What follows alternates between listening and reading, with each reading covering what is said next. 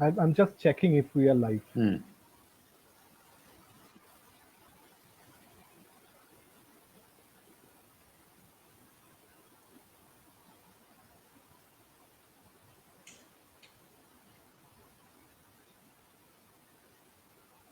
it's a little slow, but it will be okay. So I just want to check before we start.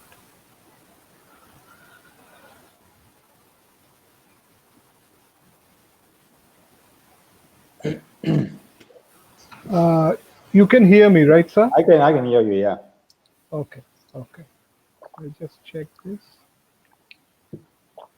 We had a the Bengal and this area had a bad storm these days. No, I heard it. Yeah. So networks are not that up to the mark, but that's why I'm just checking and making sure the things are okay.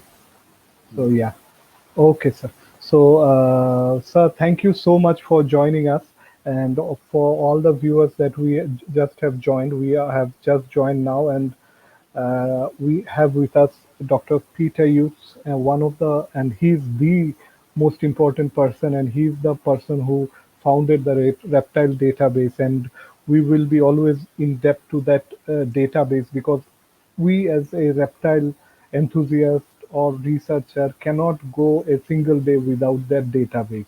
And it's a fact, because even if we are not doing a hardcore taxonomic thing, even if we have to cite because in previous time, how many reptiles are there from Assam, or how many reptiles are there from India? So we had to compile, and we had to look into various literature, and then quote them, the literature that we have seen, and even most of the time, and many a time, we missed out some literature and gave a number. Now it's so easy that you write India in the geographical thing, and we are done. Yes, sir. So but you're most welcome. You have to be careful, because when you search for India, you will also find Indiana in the US. So I know. But that much carefulness we need to have, and that database had made the thing so easy for many of us. And I know, because many of us are writing to me that when we will have a session with you. And so for all of you, that the person that you are waiting for is here.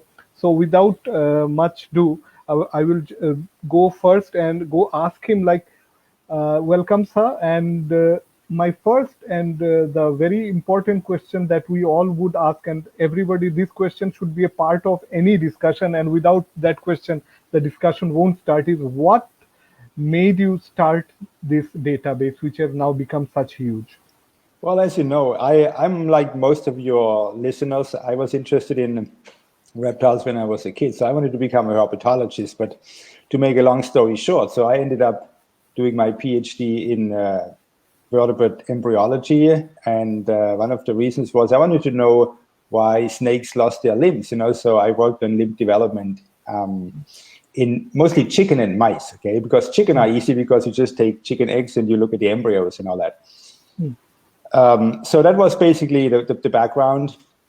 But if you want to understand limb development, you have to understand gene expression, And so I suggested to my supervisor that we should set up a database on gene expression patterns in chicken and mouse embryos and so on.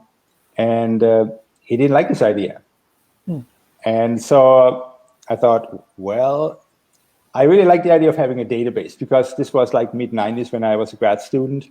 So all these web databases came up, and I happened to be at EMBL, the European Molecular Biology Lab, which just had set up a web database for DNA sequences. And I thought, maybe I could use these guys' expertise, to set up a taxonomic database, because I had the same question you asked before, We didn't even have a list of reptile species online or anything. There was not even a book. I was not even aware of a book. I found out later there was one book coming out around the time, this Frank and Ramos checklist, but that was just a checklist of names. And there was an older Russian book which had a list of reptile species, but I wasn't aware of that. So I thought, okay, let's set up a database. I just walked over to these database guys and said, can we set up a reptile taxonomic database? And the guy said, yeah, just give us a floppy disk. At that time we still had floppy disks. Okay. I know. Yeah. And I said, Well, okay, well, so I gave him a floppy disk, and a couple of weeks later, we had an online searchable database, which was amazing. So I must say that we are in debt to your PhD advisor, that because he should be partially acknowledged for developing the reptile database. Otherwise it would have been a mouse and chicken database with dealing with gene expression. Well, well, sooner or later somebody would have set up one. Maybe one of the Indian guys in Bangalore, or who knows? I don't know. but this database has done so well over the past so many years. So ideally, just I wanted to know that whatever I read from, the database started in 1995. It's way back. So it was like now it's almost like 25 years now. That's right, yeah. And so, as you have seen from this paper I've written about the history, maybe sometimes I'm thinking I should have started something like Amazon or something, which would have been better for me and maybe better for the Reptile Database, because then I would have the funds, to pay people doing this more professionally. Yeah, but at 1995, to think of this is you have to have a good futuristic vision to understand the impact. That nowadays we know everything goes on web, and books are things of almost like a things of past, that everybody wants something in web or something in app, so that they are connected. So as I say, like before we go deep into the discussion, as I use the term app, so is there any plan that Reptile Database in coming time will come up with an app that makes the thing whole lot easier to stay connected?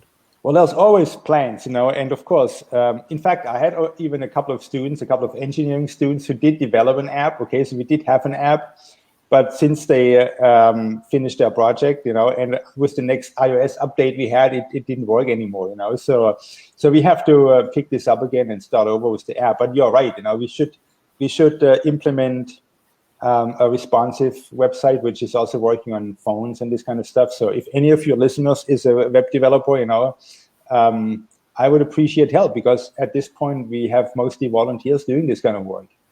Okay. And so like the website you see, it's basically based on the HTML I've written like 25 years ago. It's really old-fashioned stuff, and people probably cringe when they see this today, like the old-fashioned design and all that stuff. So okay, but still it's so much of help to us. But in between, I want to ask one more thing, that there was a offline database that many a time you have sent me, that offline database where you can search many things. So at some point, for a couple of years, I produced this database, which I sent out on CDs. But I stopped because it's just a pain in the neck to produce these CDs, and I only had a couple of dozen, like every year. People, I sold them for $50 or so, but it was never covering the cost, and it was just a lot of work to do that. Again, I mean, if one of your listeners is interested in doing something like this, but nowadays you don't want to have something on CD, you want something for download, for example. Okay, that would be another option we could do, but again, it's all limited by manpower and so on. So that had a very good feature, that you can through authors, like in Reptile Database, when you put an author, so it gives you the publication of the species that was described by the author. Like if I write Bollinger or Smith or Das or Bauer in the author, so it gives a list of the species that they have described. But in your offline database, there was a very interesting feature that if you put the name, actually it gives all the papers that these fellows have written, and that was really important. Yeah, no, I agree. This is an important feature. One of the many things we should implement online as well. I mean, for people who are interested, I can send them the bibliography, basically. So we have, I made this announcement in the last newsletter that we have more than 50,000 references now. But I have to say, of course, it's never complete, like true. If you search for your papers, you may not find all of them, because we are really focusing on taxonomic papers in the widest sense, including biogeography and blah blah blah. Correct. So if you publish papers in a journal on behavior or something, it's probably not in the database. But that's another thing, I mean, we can come to this point later, how people can help, and one of the things we need to do is we need to automate the import of published papers from websites and so on, so we can do this more automatically, so we have a better coverage. I mean, we have like about 2,000 new papers we add every year, which is a significant fraction of the published literature, but there are probably at least 3 times as many papers published on reptiles every year. So, tell me, like, I want to know that, because we see the front end of the reptile database all the time, that how it's very easy, just you search and get all the information you need. Now, the most important, because I want to know a little bit about the framework of the reptile database, every update that you do. Like, for example, now a new species has been described somewhere in the world, and does the author send you the paper, or how do you get connected? How do you know? How do you get the information of the new species being described and then put it there? Yeah. So yeah, often papers are sent by the author, so that helps. Maybe a third or so of the papers I get directly from the authors. I follow, of course, a lot of journals by journal alerts and so on. I also have a bunch of Google alerts, so you just have a bunch of keywords and Google sends you whatever pops up on the web on new papers, so I got those. And so these are the main sources of new papers. And then I also get references from published bibliographies, which I just like more or less accidentally find on the web or search for them. Okay. So that's how we got all the papers. So as I see that as of now, because you are a database which deals with the whole world globally for reptiles, and here you are working, almost very few people of you are working, and so there would be some data lapses and some. So I just wanted to know, in a futuristic vision, when there will be even more species, and there will be more species in local journals, like many of the species will be described in a national level journal where you may not have access to.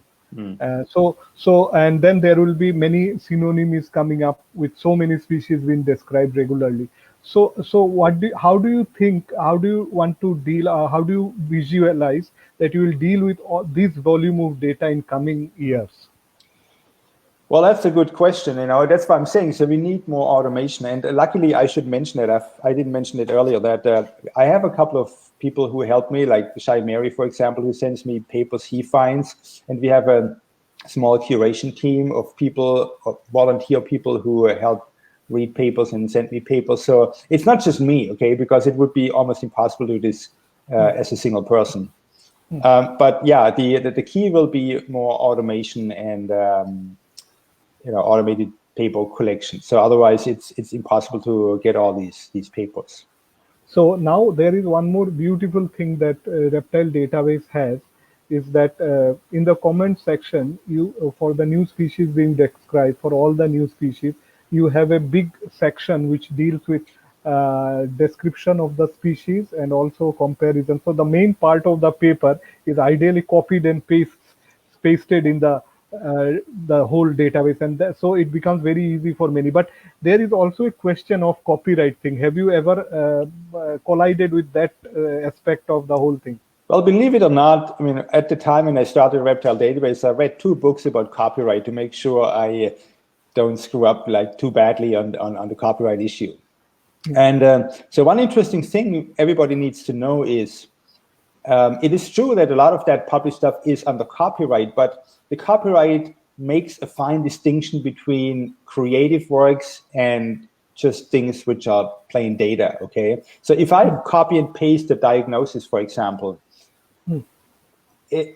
I mean, people disagree sometimes on this, okay? But by and large, I would say this is not copyright protected because it's not creative in the sense that you make up a story. You just describe the facts. If you say, a snake has 200 ventral scales and 50 subcaudal scales and so on, you just list all these features, There's nothing you can do creatively. You cannot make up a story. You cannot say, well, these scales were looking really nicely, beautiful, blah, blah, blah, So, I mean, you can do that, I guess, but like you want to have just the facts, right? And so the facts by themselves are not copyright protected. It's different for pictures and photos and stuff, because there is a certain creative aspect if you take a picture, you know, but that's a different story. But there is one more problem that I foresee at certain point of time, because many of that, for example, many of the journals are behind the paywall. That is a Though, real problem, yeah. though we know how to override that paywall nowadays. Yeah.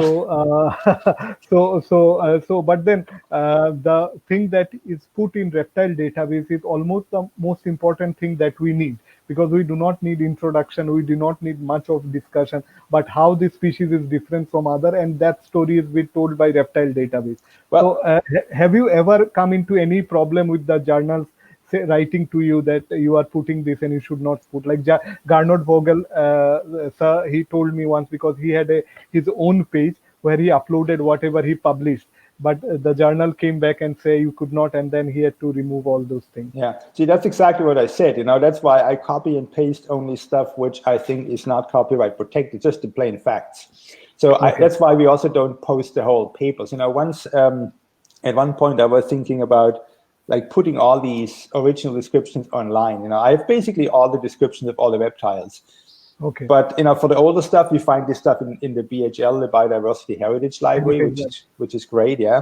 But for the newer stuff, that's often copyright protected. But you see, that's one of the reasons why I started the Reptile Database, because it's not enough to have a bibliography to find papers, you know. So when I was a grad student, of course, you can look up stuff on PubMed and all of these bibliographic databases, but then you get an abstract and that's it. You know, you want the data, and as soon as you want more complicated data, let's say, for example, you don't want only the reptiles of India, but you want, for example, you want diet information. What do the snakes of India eat? Okay, you have to look through 500 papers to find all this information. It's impossible to get it from a few papers or books. Correct. So that's why we need we need to have a database of all the data, not just the bibliographic information. Now that you have, like, we in our story, we have the data and you have the paper and all the things that you have, but there is a very important thing related to the photograph, because many of the amateur people, those that we were discussing, the citizen science thing, that we will come back again. So they are the one who are contributing lots of photographs. But is there any quality control, like you go through, like if to find out if the photograph are the species that are in question? That's a good question, and that's one of the reasons why we just don't take pictures from the web or from some citizen science projects, because they're often not reliable. So we do rely on the people who send us the pictures, because often, or in most cases, there are experts or they have ID these things. I cannot re-ID all these things just because in many cases, I don't see all the diagnostic characters in the picture, right? So nowadays it's getting more and more difficult because of all the splitting and all the, splitting of species into many, many species, which are really difficult to distinguish. Even the experts have trouble distinguishing them, and they admit it. I mean, you know this yourself. You have described new species, so it's sometimes impossible to tell from a picture what is the species, right? So actually, some of the things that in the past discussion we have already discussed, that basically for some species, initially what we did was, when we saw that this species is different from that, and then we morphologically, and then we established the fact through molecular approach. Now the things have gone little upside down. Now molecular thing has been done initially, and you find that there are two clades, and start looking for the morphological difference. So establish the molecular data. So obviously the morphological difference are so small that it's very hard to from a photograph to identify the species. So that will be the case, and that will be the norm, I hope, in the coming days. But still, that we actually discuss that the citizen science, that you plan to come up with some of the things that maybe, because citizen science or the common people or the masses have lots of data that are being lost in Facebook. There are lots of new species are described through a photograph of an amateur or just like that. So how do you plan to have that data incorporated in the reptile database? Well, you see, we cannot do everything, and so that's why we are happy to collaborate with the citizen science project. So we work together with these guys from iNaturalist, for example. So iNaturalist uses our taxonomy and we link back to iNaturalist, so you can see pictures there. We could probably also import their pictures because there are some copyright agreements, let's say. So if you submit a picture to iNaturalist, I think you can check a box which says what is the copyright you want to have applied to your picture. So can other people use it or can they not? I think most of the pictures are actually a Creative License copyright picture. So you should be able to use them, but we haven't really systematically done that. Maybe we should do it at some point. But so that brings me to one interesting point, because one of the things we want to do in the future is we want to have more pictures of diagnostic characters, not just like the whole animal, but let's say you just show the part of the head which shows the scales that are diagnostic for this particular species. And for this purpose, you need highly standardized pictures, right? In fact, I mean, I spent the last 9 months touring a bunch of museums, taking 10,000 pictures of reptiles just to get like a lot of these pictures of like details. So that's one of the goals, because as you say, it's becoming more and more difficult to diagnose species, and even the published diagnoses, even those which I paste into the reptile database, they're often so bad. They say species is diagnosed by being larger than species X and having more ventral scales or whatever, you know. So it's just like a vague information. You cannot really use it for anything. And then the next step would be to not just like have a block of text, but in fact, you want to put all this information in a searchable table, you know, so you can search for a range of ventral scales, for example. Okay. Correct. So that's one of the next steps. What we have to do. And again, there's a lot of work to do. If any volunteers are interested in that kind of topic, you know, that would be really helpful. So through this medium, I request all of us who are listening to this program, so if you can join us, and I'll be more than happy to help you in my own capacity. Excuse me. So any of us who have different knowledges, like some may help in taxonomy, some may help in even digging into the data, some may also help in editing of the photograph. So these are some of the aspects, and you can also add to that what are the groups of people that will be very handy for you to extend the whole initiative of the database. Yeah, I mean, anybody who has some taxonomic knowledge or interest, or like even geographic, if you're knowledgeable about the herpetofauna of your area, you know, so you know the reptiles around you the best, right? So right. I mean, I don't know that much about the reptiles of Assam. In fact, I'm not a specialist on any particular reptile. I know a little bit about everything. So it's for me difficult to know all the detailed specialist literature, even if I go through all the species descriptions, you know. I mean, for me, it's often difficult to say, well, this is actually not correct, you know, if I see it. I see the big mistakes people make in diagnoses, of course, you know, they don't give details, or they don't do comparisons, or, you know, they don't use phylogenetic data or whatever. There's lots of people can get wrong, but you know, you need the specialist to really know his or her particular group of species or geographic area and so on. So now, whenever we cite that reptile database in almost all the papers that I have done, and most of my friends have done, I see reptile database be a part of it all the time. So tell me now that we see when we write Peter Uetz, and then we also now we have an addition of Jerry Hosher, and I think there is one more name. Yeah, Paul Fried. He's the person who's taking care of all the pictures. You know, he's the third person we usually cite on the reptile database. That's of course an important job. We have now 14,000 plus pictures, maybe reaching 15,000 in the next edition. So I mean, it's becoming difficult to keep track of all these images also. And then people pretty regularly actually send emails saying, well, your picture on the website is misidentified. Okay. And then you have to keep in mind also the pictures you see in the reptile database are not always from the reptile database. So they are often linked in from other sites, for example, Cal Photos or Flickr or other websites, which is legal, okay? So Flickr has a license for pictures which you can use on other sites.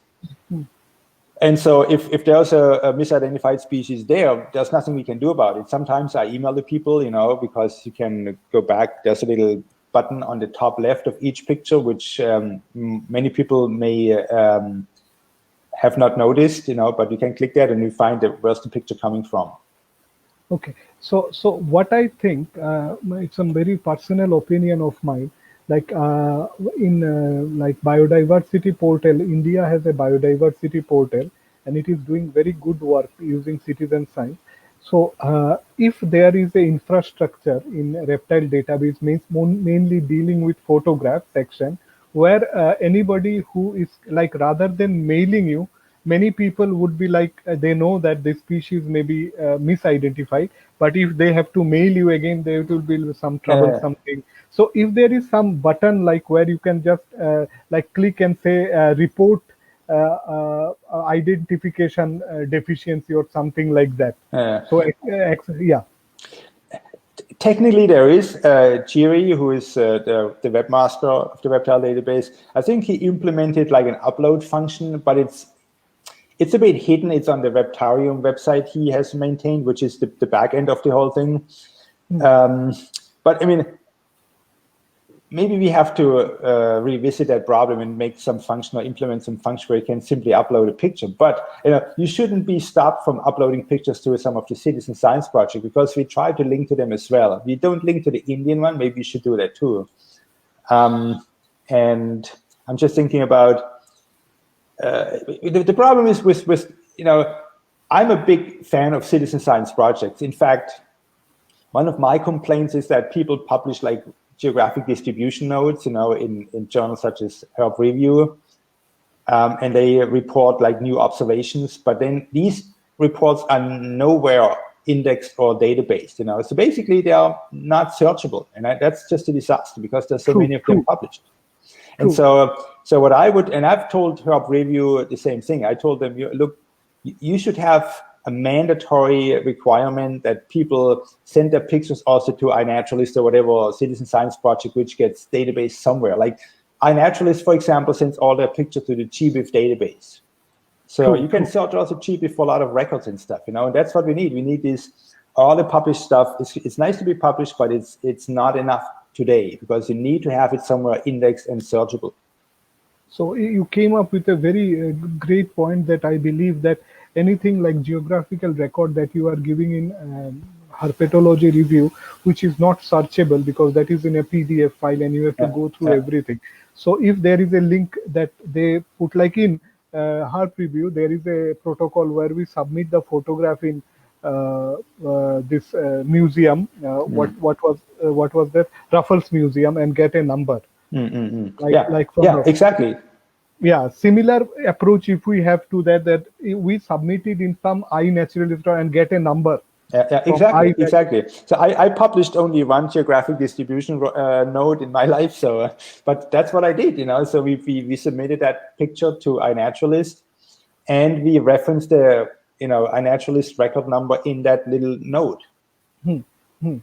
So that is a great point. And can we because there is a huge data being given into reptile herpetological review. There are huge data. Yeah, there are thousands of them. So is there any way that we can collectively request them to have a protocol such as, I don't know what would be that, but that would be great. Yeah, so again, you need a volunteer who extracts all the information. So it would help already if Herb Review would publish their papers in a way so they are computer readable, okay? And that's another thing of scientific publication we can talk about. Like, scientific publication is based on a model that was started in the 1600s, right? So, and we still use the same model. The only thing we do now is we put papers, instead of on paper, we put it in a PDF. But it's still the same model, okay? And it's still not very useful. So ideally, you would need, for these geographic distribution nodes, you would need nodes which have a little invisible tag which make the node computer readable, right? So you can extract the species name, you can extract the author, maybe email, the geographic coordinates, geographic names, all that stuff should be automatically extractable, okay? And I mean, I told these guys like years ago, I mean, I never did it, but maybe if there is more pressure on them, maybe they should do it, And then you need, of course, somebody who implements not only like the formatting, but also like the extraction. So that's another thing. You could probably do it the way it is, but you need some really good programmer, to do some text mining and stuff to extract all this information. So the other thing that we wanted to discuss is like the species that the reptile database, the main web page, which still says reptile-database.org, and there you go and you see species record, like how many species are there of reptile throughout the world. So so as I was going through and I saw a very beautiful paper of yours in Zoo Texa, which was like in 2018, it was published, and it says the original description of reptiles and their subspecies. So it says like there is a leap in the description of the species, and I see some peak there in the data, in the gathering of the data. And how, and you said that in like 80 years, 1000 species since the time of Carolus Linnaeus, it took 180 years to describe like first 1000 species, and now the average of describing 1000 species is like 70 to 20 years, with the exception of World War I and World War II. So we are, and I think that will increase over the period of time.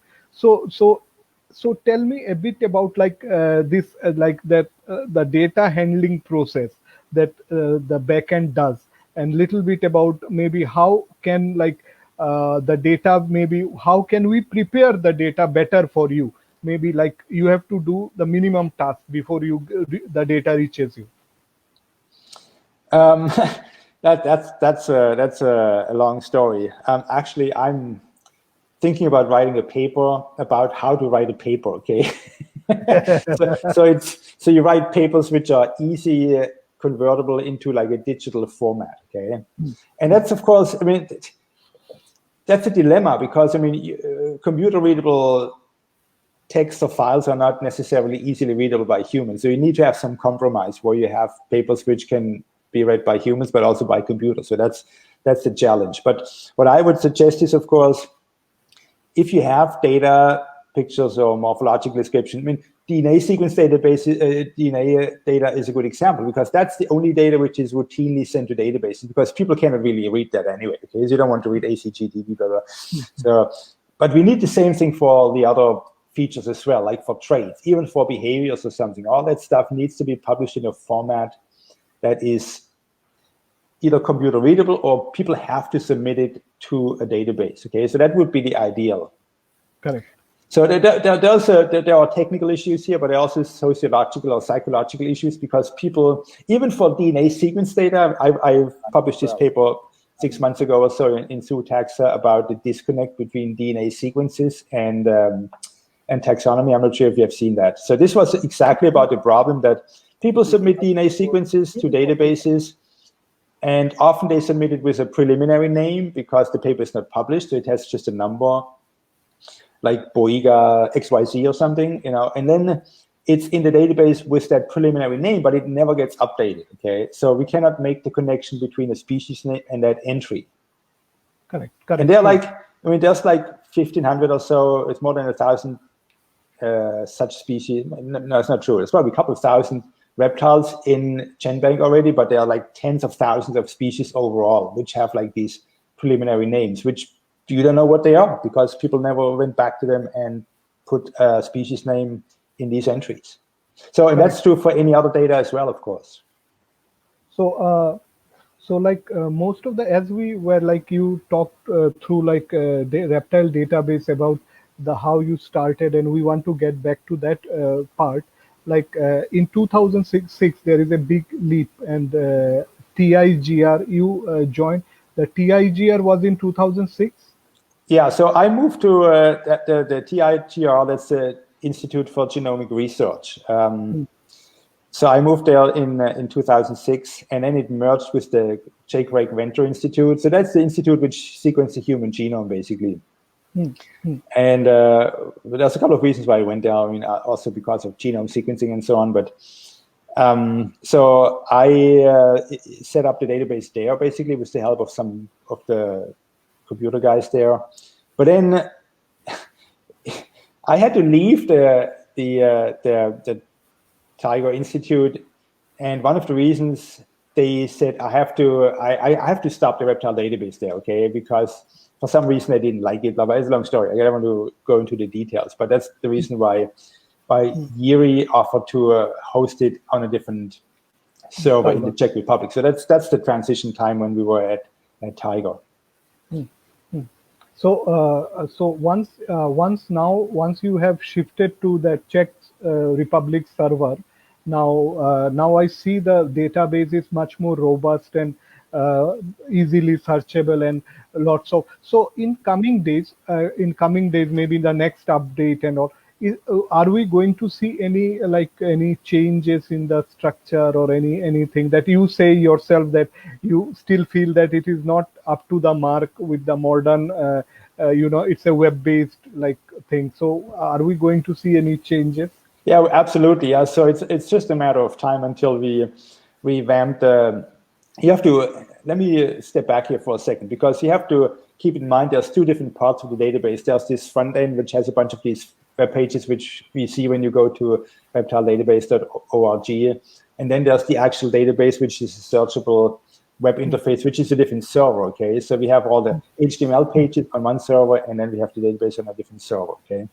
So, but both of them actually should change. So the front end has to be revised, modernized, make it responsive so you can use it on mobile devices and so on. And the searchable database also, I mean, I've asked Yuri many times. I mean, he does this also on the side, but that's not his main job. So I would like to implement many additional features. So we have to bring back maps, for example. So we do have maps of all the species now, which have been collected by Shai Mary and his team. So these are all digital maps. So we have shapefiles and stuff. So it's all digitized. And we had a couple of test runs already last year on Google Maps. So we had actually the shapefiles projected on Google Maps. But then Google actually stopped that. They suddenly charged money for that. So we didn't want to pay for that. Okay. Yeah, so that's one reason why the maps disappeared. So the maps are one thing. And then all these other things, I would like to implement all these search features for characters and traits, for example. So you can do more complicated searches, but also find much other data. So we do have a lot of data which is somehow searchable, but not really. So for example, there's data on reproduction we have already now. We have data on habitats. We have the diagnoses, but then the diagnoses need to be split up into characters and all that stuff. So there's a lot of atomization of the database, which we need to do still. So diagnosis is great, but I think just it needs to be searchable. That's absolutely. Right. And so we have started to do that. We have been collecting simple morphological data in tables recently. So we are trying right now to collect data for colors and patterns and this kind of simple stuff into tables so you can really search that. Okay, that's a bit tricky because I mean it's not totally objective, to describe a color pattern or something.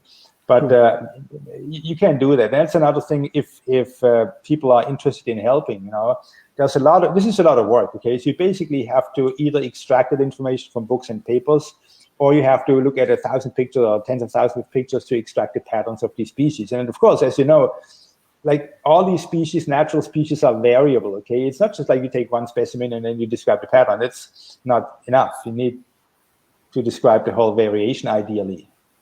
So, like what you say about the color pattern, my understanding goes like, for example, I am thinking in terms when you say the color pattern, there is a box where I write red, for example. Exactly. And all the snake with red or something related to red dorsum will surface. Exactly. That's what we are trying to do. And so we are currently collecting the data for snakes for that kind of pattern problem, but then of course we will expand this to all the other reptiles. So that's the goal. So one of my ideals, if you know this app, there's an app for birds. It's called Merlin.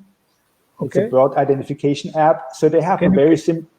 Can you spell it a little bit? It's called Merlin, MERLIN. Okay, I will just check it out. Okay. And I can show you that. So that's how it looks like. That's my phone here. Okay. Yeah, I can. So I'm just plugging in here like some advertisement, okay, but but it's a great app, and it was kind of a model for me to develop a similar app for reptiles. And I even talked to the guy who developed this app. They have a very simple thing where you just like have a couple of colors. You just click the colors which you see. Then you click the size of the bird and so on, and then it gives you basically all the birds in your geographic area. And I think it's it's great. So we need something like this for reptiles too.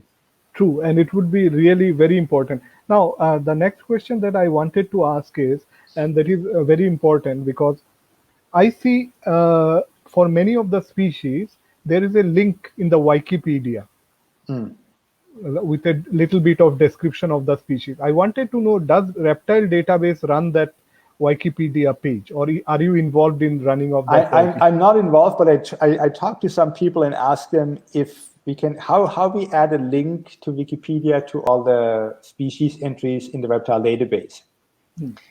And I know that it can be done automatically, but these guys didn't want to do it. But I know some Wikipedia versions have links to all the Reptile Database species, like the French Wikipedia has basically links to all the species, okay? True. But that's because some French guy decided to do that, okay? I'm not sure if he or she did that automatically or like manually one by one. True. And I have to say, I do a lot of stuff on Wikipedia too. I've made thousands of edits on Wikipedia because I love the concept. I think it's a great idea. The only downside is, I mean, Wikipedia is not a database, so you cannot search it. But for individual things, it's great, you know. And that's why we have links to the Wikipedia pages on families in particular, you know. And so we should actually do this for every species page, have a link to every species page on Wikipedia. And you know, there's also Wiki Species, which a lot of people don't know about, but there's a separate section of the Wiki Foundation thing, whatever you call that. It's called Wiki Species. Yeah. It's not very well populated, so there's a lot of species entries, but there's not much beyond the name and sometimes a reference or something, you know. I mean, so Wikimedia or Wikipedia tries to establish something like a database with their Wikidata project. That's another project they have. But I think it's not very well adopted in the scientific community because, I mean, like for the sciences, you have all these specialized databases and you have all these other repositories like Dryad or whatever, you know. So it brings us back to this whole problem of how we organize scientific information, you know, and that's the starting point of the Reptile Database, and that's the discussion we can have, you know. I mean, how you get scientific data into a searchable databases, that's a huge problem, you know. It's a non-trivial problem. Yes, and since we are in the last leg of the discussion and we are like having 15 minutes left, so I ask all the listeners, those who have logged in, if you have any questions or queries regarding database, here is the time and here is the person you should ask, and how you can state us that how you can help in your geographic region, so we can keep a note of you, and in coming time that we can contact you. So going ahead with the conversation. So now that we are like, the last update was recent. There was a recent update of Reptile Database that I just got an email few days back. So there is a huge volume of like, can you just think about how many people, that there are lots of people that are contributing photographs, and there is a specific page dedicated to them which says acknowledgements for various purpose, that people have given this and that. And so I wanted to know that which by geographical region, just a brief to get an idea of mindset, by geographical region, which area in the world has the most contribution, if you can just remember. It's hard to say out of the top of my head, but I think India is pretty good. You know, I think the Indians have contributed a lot of pictures and data, so I'm really grateful for the Indian people. I think the US and Europe to some extent have a lot of contributions, but there's also much fewer reptiles, you know. So there's South America is also really good. So there's a lot of South Americans who have contributed pictures and data and so on. So there's a really active herp community in Brazil and some other South American countries.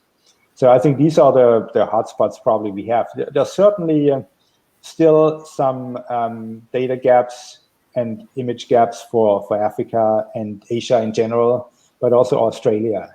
So I mean, we have pictures now of, you know, 45% of our reptiles internally, but then we have linked also to outside pictures, as I indicated earlier. So we have pictures of maybe 60% of our reptiles. So there's still a lot of reptile species which we don't have pictures of. And then remember what I said earlier, that we also need photos of all these diagnostic characters and the details, so you really see how species are different. And we have very few of those. So that's a big area where we need more images. True, and there is one more thing that I don't know if it would be helpful, but we have seen a success in our local biodiversity database, that there are people who have contributed more than 5,000 photograph or 5,000 maybe information and photograph combined 5 to 6,000.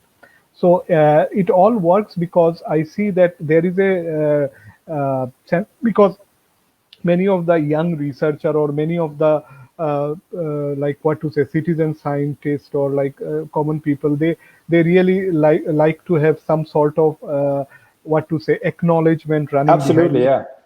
So because they are like for example, I just want to say like if like there is a page like here, if I go to the reptile database page, and I will just share the screen so that everybody can see it.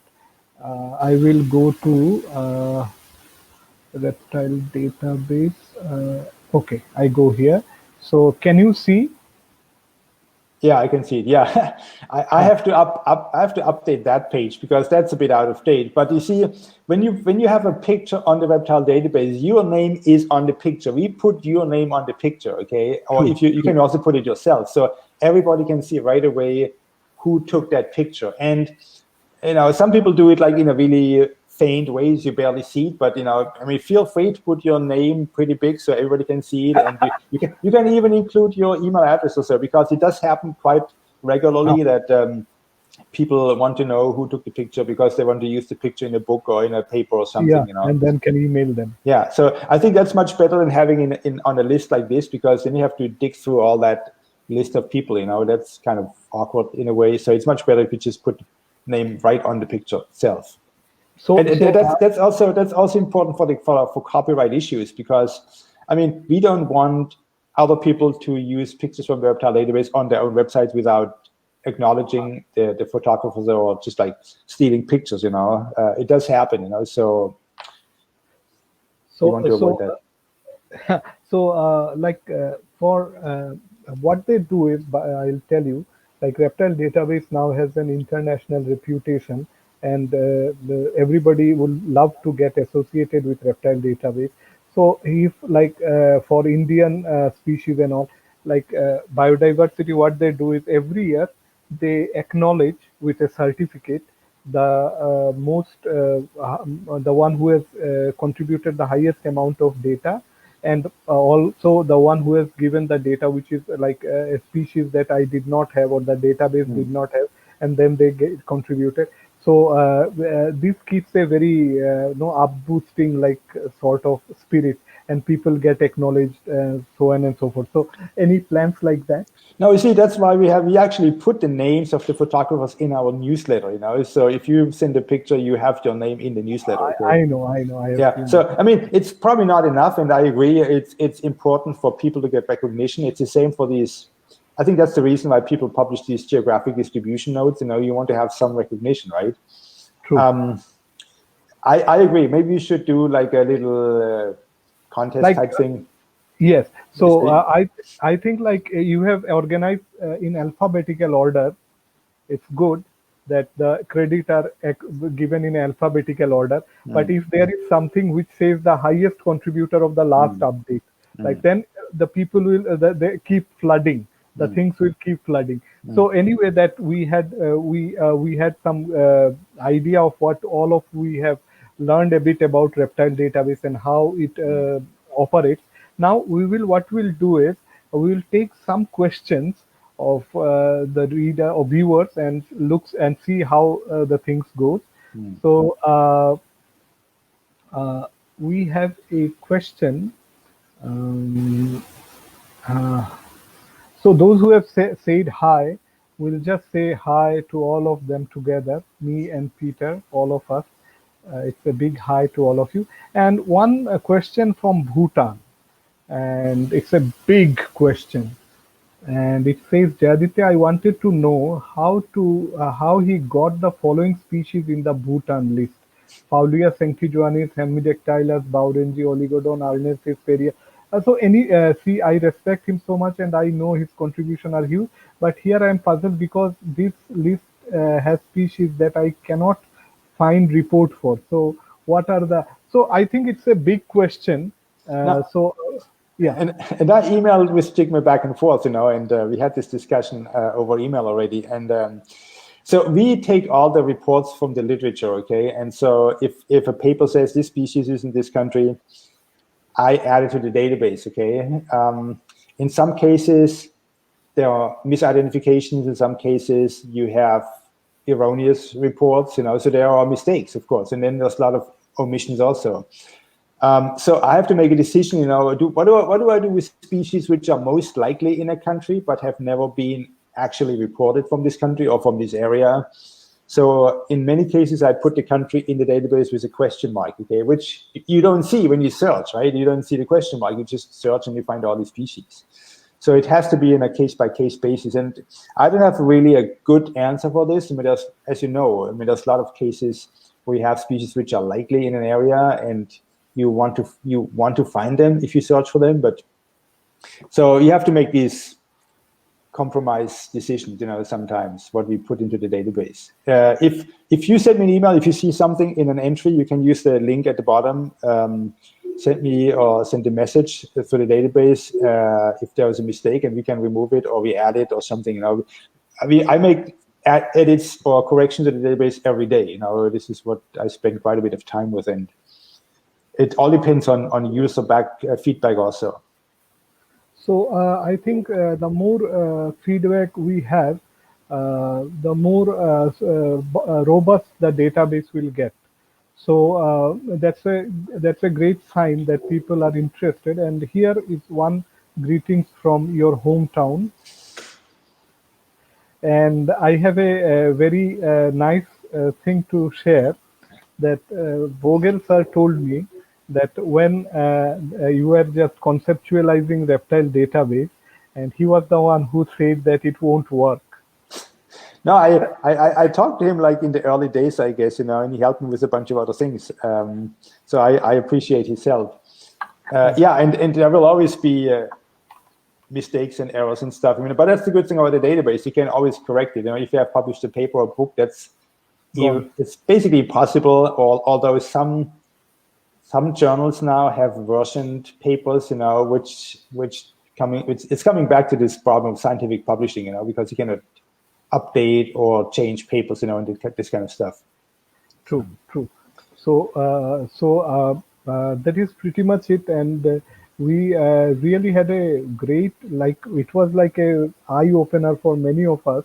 So, sir, if you want to add, or if you want to tell the viewers anything that you specifically like from our side, so that we can contribute actively to Reptile Database. Yeah, if you have any programming skills, for example, or web design skills, let me know. Or if you have data, pictures, anything, we need all kinds of data. I also want to say one last thing, because we haven't talked about, let's say, conservation implications of all these things. That's another thing which is important, and which is sometimes a problem when people describe new species from small areas, which may be threatened. I know you're involved with your organization with the Help Earth thing, and I don't know exactly what you're doing, but I think that's something we need to keep in mind. It's not enough to collect all the data. We also have to make an effort to conserve and protect all of these species and habitats and areas and so on. And well, I guess that's subject for another discussion. True. But that's something we have to keep in mind as well. So as a output of the discussion, I will really be very helpful to be of any use to Reptile Database, and I'll pump in some of the new photographs, and I'll try to ID some of the new species that has been described and perhaps sent. And you are always welcome to send some of the data for revision or something for this location, or mostly Northeast India, and I'll happy to do that. And I hope all of us that who are here and listening, that as we have already told, that if you have any skills regarding web-centric development or photo editing skill, or maybe photographs or geographical data, you are most welcome to contact Reptile Database and Peter Uetz. And thank you so much, sir, for your time. And it was really, really eye-opener, because we were dealing in lots of taxonomy, but this here is one thing that I really, really dearly wanted to know from you. All right. Okay. Thank you so much for having me, and I enjoyed talking to you.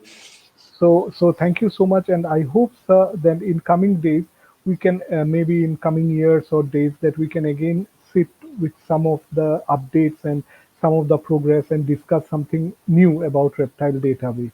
Absolutely. And we haven't talked even about like all these other databases which are connected among each other and so on. So there's always a lot of stuff to talk about and to improve on and to work on. It's a bottomless pit of, everybody who is listening